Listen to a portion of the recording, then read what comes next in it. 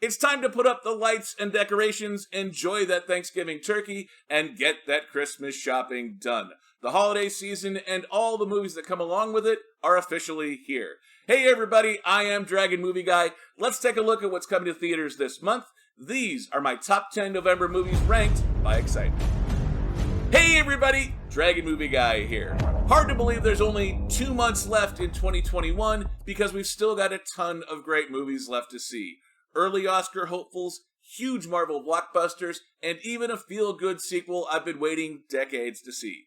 Let's take a look at my November top 10. In at number 10 is Resident Evil: Welcome to Raccoon City, the 7th film in the Resident Evil franchise, and the first since 2016. Watch this.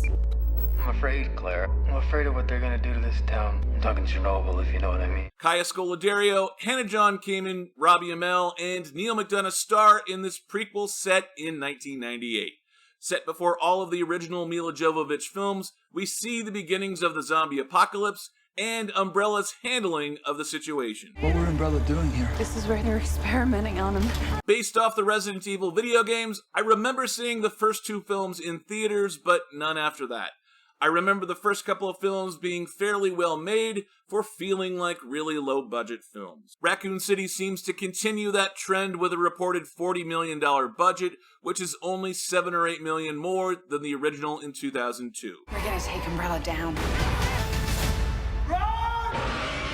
Resident Evil 7 hits theaters on November 24th. In at number 9 is Belfast, writer-director Kenneth Branagh's take on growing up in the tumult of Belfast in the 60s. Mama says if we went across the water, they wouldn't understand the way we talk. If they can't understand you, then they're not listening. That's newcomer Jude Hill as Buddy in his first feature film. Buddy's eyes and ears show us a kid growing up in a city about to fall apart. We're looking to cleanse the community a wee bit. You wouldn't want to be the old man out in the street. Touch my family and I'll kill you. 50 Shades of Grey's Jamie Dornan plays Buddy's dad, and like most kids his age, Buddy looks up to his dad as the hero of the story. We're living in a civil war. I want my family with me. I want you. Shot in black and white, this coming-of-age comedy drama looks like it explores the magic of childhood even in times of war. Belfast comes out November 12th. In at number 8 is Red Notice, the action comedy with 3 of the biggest names in Hollywood. How'd you find me? You stole William Strang's Lady with the Red Hat from the tape. You can't prove that was me. Ryan Reynolds, Dwayne Johnson, and Gal Gadot star in this heist movie that's Ocean's 11 meets Now You See Me meets Dirty Rotten Scoundrels. The Rock and Free Guy team up to take down the Wonder Woman actress. She's gonna steal Cleopatra's eggs. I can clear my name, and I'll help you become the #1 thief in the world again. Director Rawson Marshall Thurber is no stranger to comedies, including Dodgeball, We're the Millers, and Easy A, and action movies, including Central Intelligence and Skyscraper. Now, we're going to see what he could do when combining both. Trusting a thief can be dangerous. Oh, what the Red Notice looks like a ton of fun and a high-energy ride.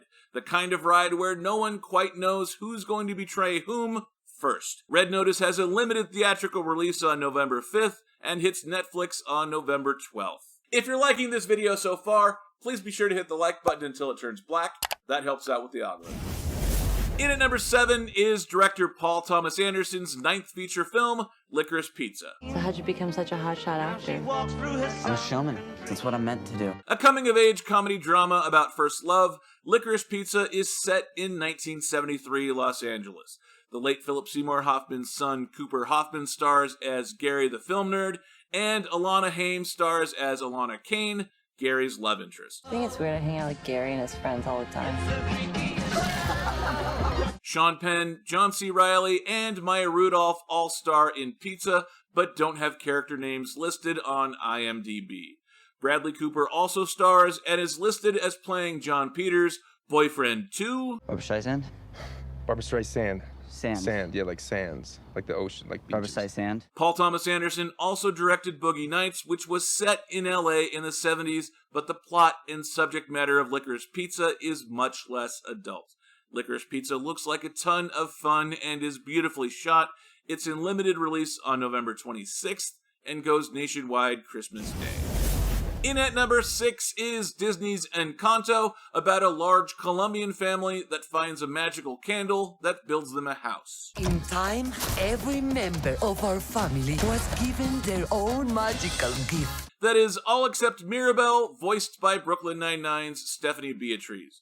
The rest of her family lies straight to her face to make her feel better, but Mirabel doesn't buy it. You're just as special as anyone else in this family. You just healed my hand. Not surprisingly, Mirabel gets guilted into bailing out the rest of the family, even though she received nothing. Mirabel, the fate of the family is gonna come down to you. The hard luck Mirabel reminds me of Meg from Family Guy, or even Jan from the Brady Bunch, all bespectacled middle sisters that everyone overlooks. Still, the animation looks great, and you can always rely on Disney to give the story an uplifting twist. Encanto hits theaters November 24th. In at number 5 is Love Hard, a Netflix rom-com where Nina Dobrev gets catfished. Natalie? The photo. It had my name on it. I'm pretty good at Photoshop. Nina Dobrev's Natalie was misled by Jimmy O. Yang's Josh. She thought she was getting someone else. Of course, Josh tries to make amends. This is a romantic comedy after all. Let me make it up to you. I can help you get him. You're gonna set me up with tech. As you might expect, the fact that Natalie travels cross-country during the holidays and shows up unannounced goes unnoticed. Josh settles into the friend zone and hopes for the best.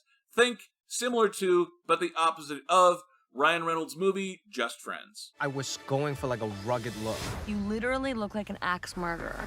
As predictable as romantic comedies can be, Love Hard looks like a pretty simple setup that could be a fun way to Netflix and chill. Love Hard hits the streamer November 5th. To see more ranking videos like this one, please be sure to hit the red subscribe button until it turns white. That'll let you know whenever I post a new video. In at number 4 is Oscar nominee Mike Mills' 4th feature film, Come On, Come On. You'll have to learn to use your new body to move your arms and legs. Come On, Come On is the second black and white film on my list this month. Joaquin Phoenix plays Johnny, a radio DJ going on a cross-country road trip with his nephew Jesse, played by Woody Norman. There will be so much for you to learn, and so much for you to feel. The trailer features Johnny reading a book about growing up to Jesse, but does not show much about the story or the film itself. Damn this book. You're crying. No, I'm not. Yes, you are. Field of Dreams' Gabby Hoffman also stars and plays Jesse's mom, Viv.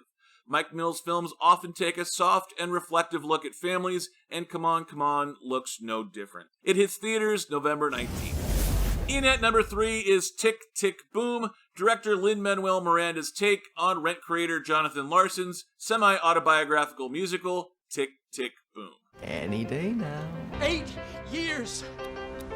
And the time keeps ticking. Andrew Garfield stars as John, who already feels the clock ticking away on his youth as he tries to write the musical of his dreams. Alexandra Shipp stars as Susan, a co-worker and friend who keeps pushing him to reach his goals. What if the workshop happens and nothing changes? What then, Jonathan? John's youth isn't the only thing ticking away. Rent itself is about the struggle of fighting disease and how much time the people fighting it have left, too. I went to 3 friends' funerals last year. I'm not doing enough. Vanessa Hudgens, Bradley Whitford, Judith Light, and Joel Grey lead an all-star cast. Tick, Tick, Boom looks to be about sending a message about never giving up on your dreams and making the most of the time you're given. Tick, Tick, Boom has a limited theatrical release on November 12th and comes to Netflix on November 19th. Would you like me to drive? Don't oversteer. That's oversteering. Sorry. Ease your foot up just a hair. Tom Hanks' latest film, Finch, follows a man who survives an apocalypse, finds a dog, and builds a robot. Finch feels like a feel-good, upbeat take on survival, like a cross between Castaway and The Martian. Finch comes to Apple TV Plus on November 5th. We don't have that kind of depression. Dad. Whoa, come back to Earth. Based off of the Tony Award-winning play, the family follows the Blake family in a rundown New York duplex on Thanksgiving night. Richard Jenkins, Amy Schumer, Steve Ewan, and Beanie Feldstein star. This feels like a deep family drama with a ton of character growth and great performances. The film hits theaters and Showtime on November 24th. The most dangerous creature on this whole earth is a woman who knows how to think. Yes, Daddy. Will Smith stars as Richard Williams, father of tennis superstars Venus and Serena Williams in King Richard. We see Richard coach Venus and Serena to the top of the tennis world, but not before overcoming major hurdles. Sanaya Sidney plays Venus, and Demi Singleton plays Serena. It should be fun to see their story hitting the big screen. King Richard hits theaters and HBO Max on November 19th. In at number 2 is Eternals, the 26th film in the Marvel Cinematic Universe. The people of this planet brought everyone back with a snap of a finger. Oscar-winning director Chloe Zhao takes the helm of this ancient team-up movie. Even though I haven't heard of the Eternals themselves before, the cast has many familiar faces, and a few new ones as well. I haven't seen some of them for centuries. I gotta be honest, the effects in the trailer are beautifully done, and the trailer itself is almost all exposition, but I still have next to no clue what this movie is about.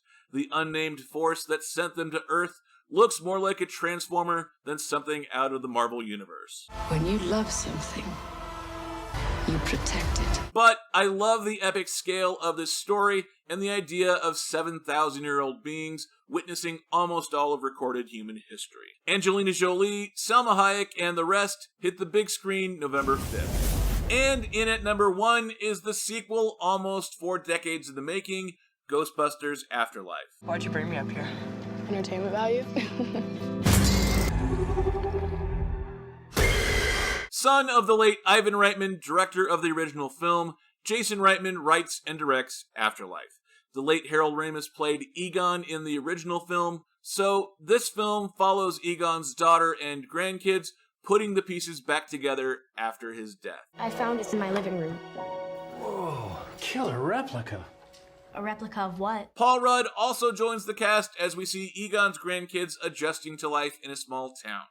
Not so surprisingly, the ghosts seem to have followed them to their new home. It has a gunner seat? The film seems to pay tribute to both Reitman and Ramis, as well as replicating the fun, energy, and even special effects of the original. Ghostbusters Afterlife is in theaters November 19th. You've seen my list? Now tell me what you think.